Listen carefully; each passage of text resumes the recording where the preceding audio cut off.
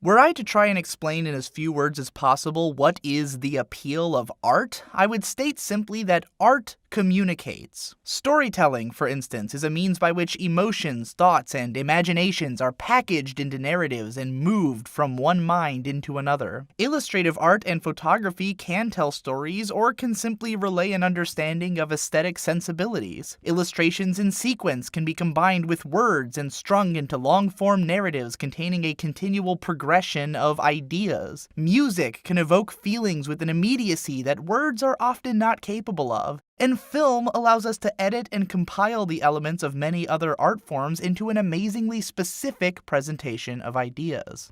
Animation, then, is a style of film which allows us to take that specificity to an even greater extreme, because it is not limited to capturing images which exist in reality. Whereas the greatest power of photography over illustrative art is that it is less abstract and more intimate with our understanding of reality, the power of illustration is that it can reach deep into our psychological interpretations of reality and allow us to communicate ideas which we understand beyond what is represented in the world around us. In theory, then, the appeal of animation isn't that different from the appeal of live-action film, and the lines between the two keep getting blurrier as technology allows us to combine them into one package. And if you were looking at, say, the works of Hayao Miyazaki or Satoshi Kon, then you could pretty easily say that the appeal of anime film is the same as the appeal of any animated film. But it's probably for this exact reason that many anime fans consider these films to be relatively unhelpful in explaining the appeal of anime, because the appeal of anime really isn't the same as the appeal of other films, and the reason for that is entirely cultural. You see, ideally, a film could be anything. A film could be 4 seconds long and shot on a cell phone, or a film could be a 90-hour epic created over the course of 20 years that tells the entire story of the universe. But in practice, that's not what film is. Film is an old enough and respected enough medium that it does enjoy some flexibility in terms of length and narrative style, but you don't get a lot of high-budget films that aren't in the range of 80 minutes to 2.5 hours long. You don't get a lot of short films that have the personnel and means behind them to present their story with expensive visuals and all-star voice acting, and that's because in every culture on our planet that produces art, that art is reliant on money. If we lived in a post-scarcity world like Star Trek where all of our needs were met and every individual could basically do whatever they want, then the scale of your art would really only be limited to how long your life is and how many people you can get on board with creating it. But since we live in a world wherein everyone has to make money in order to survive, unless they become the beneficiary of someone who can take care of them, then art is heavily influenced not only by the imaginations of the artist, but by their ability to create something consumable for the paying audience. In the long century of film's evolution, the medium has become closely tailored to the monetary needs of its production. You can't make a high-budget movie if it's not going to recoup that budget, and therefore you have to make something which is going to appeal to a high number of people. Art is limited by the culture surrounding it. This brings us to the one medium of long-form filmmaking which does exist in mainstream culture, the TV show, which nowadays is hardly ever on TV anymore, so we might as well start calling them film series or something. Even more so than regular films, TV series have been very strictly regimented to reflect the most populous, easily consumable, and broadly appealing types of storytelling possible. Episodes are almost always the same couple of lengths no matter what kind of show it is, genre conventions are usually followed to the letter, and the budgetary limitations of a series are directly proportional to what size and type of audience the work will have.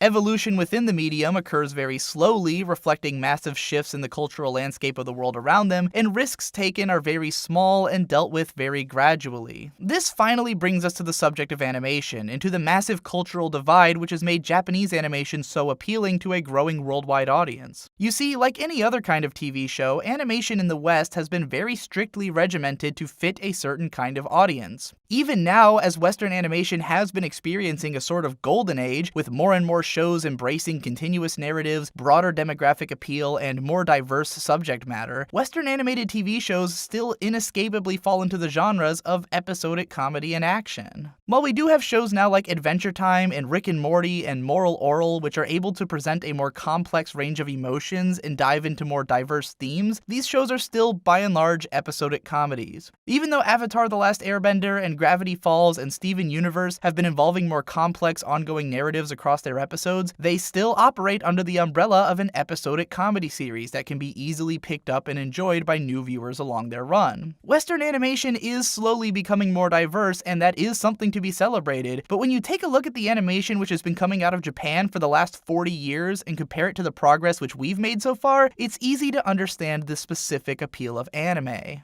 If you want the perfect example of what anime is capable of that simply has not happened in Western filmmaking of any kind, you need look no further than the most world-renowned Japanese television series of all time, Dragon Ball. Between the original series and its even more popular sequel, Dragon Ball Z, there are 444 22-minute episodes of the series in total, bringing it to over 160 hours of film, which all contain one single continuous narrative. Dragon Ball Z is often made fun of for the length of its major battles, and that is totally fair. The pacing of the series could be a hell of a lot tighter, and there have been other long-form anime action series which manage to tell the same kinds of stories with better overall presentation. But the quality of the show's construction notwithstanding, the fact that Dragon Ball Z is capable of dedicating entire seasons worth of episodes to individual, protracted battles is precisely the point of its appeal. What Dragon Ball Z has that no other film series in the world has managed to match outside of its own culture is an absolutely incredible sense of scale. And that's not the only kind of storytelling which is unique to Japanese animation. Nowhere else in the world will you find over 50 episodes of meditative, low-key, some might even say boring episodic adventures through a beautifully drawn rural countryside where nothing all that exciting usually happens. Nowhere else will there be the same number of episodes dedicated to young girls sailing around a Martian Venetia, quietly learning about life and coming of age without any kind of action. Nowhere else will 12 episodes of college ennui be unloaded in a visually esoteric blend of metaphors, high-speed dialogue, and creative use of repetition. Nowhere else will a high school full of hot girls beating the shit out of each other be used as a metaphor for the history of cultural imperialism. And those are just the things that you can get without even really trying. Once you've explored so deep into the medium that you can appreciate its own limitations and how it comments on, subverts, and plays with those limitations, you'll find yourself lost entirely in a grand meta-narrative the likes of which you could never imagine lurking under the surface of those wacky kung fu cartoons from that faraway island country.